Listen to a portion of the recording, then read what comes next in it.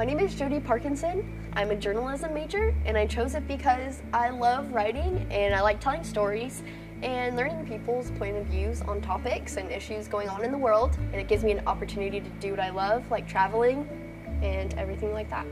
My minor is theater arts, and so journalism is just a fallback occupation so that I could just have something to fall back on if acting doesn't go through.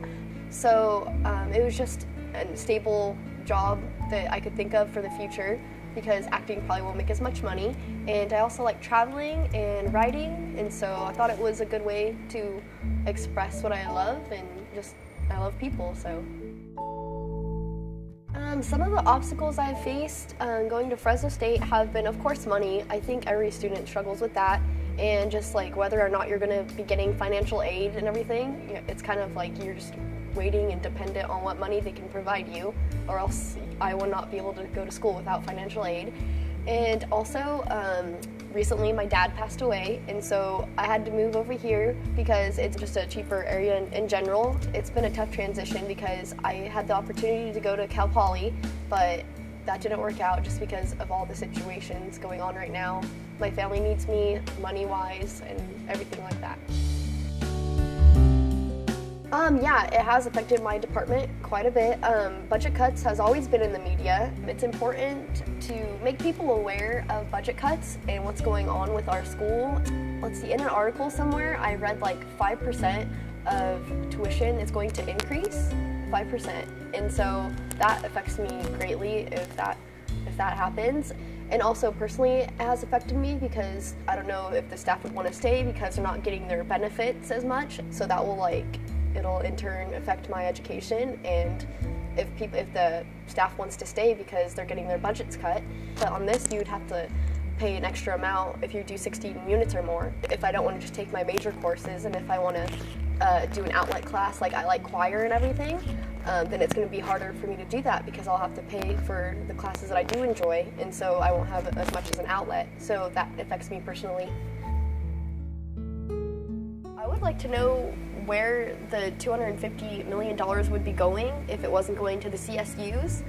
If it doesn't go to them, I just want to know who it's going to, because we do need to pay off our debt and make reforms instead of just giving us more money to spend. I think that it would be more reasonable for the money to go towards our national debt. I know it's going to hurt a lot of people, but it needs to get done so we don't leave it for future generations. Might as well not dig a bigger hole for us in the future and just get our reforms over with right now. I would vote no on it until I had more information. I would consider it if it was less important than higher education. I think we could definitely use reform and use it for wiser things at the moment and take those cuts right now rather than in the future. I'm going to graduate in 2014. For graduation pre-planning, what I do is I just take my most important classes for my major, of course, and I'm just stuffing it into every semester and just making every semester count. For my journalism major, I have to take a DQE test, and it's just like a grammar and punctuation test. So just having knowledge of all the things you have to do ahead of time really helps, so you could register for little tests and everything, and just taking your most important classes first, because then you can get those out of the way and then take all the minor ones, and you just try to be ready for life outside of school as early as possible, and you'll be more prepared. My advice for undergraduates would be to make appointments with your counselors and ask them questions, and just keep asking them until you understand their answers, because sometimes you can go to counselor appointments and not know what you left with is just you don't understand at all what they said. You can type out a little question sheet, so make sure you really understand what they say, because confusion can cause you to graduate not on time. And also just going through school, for me, it seems just to be like a checklist. You have to follow these certain requirements. So just check off as many things as you can, right away. Take as many of your classes as possible. Get the most difficult ones out of the way first, because then you can just get them over with and you won't have to deal with them anymore.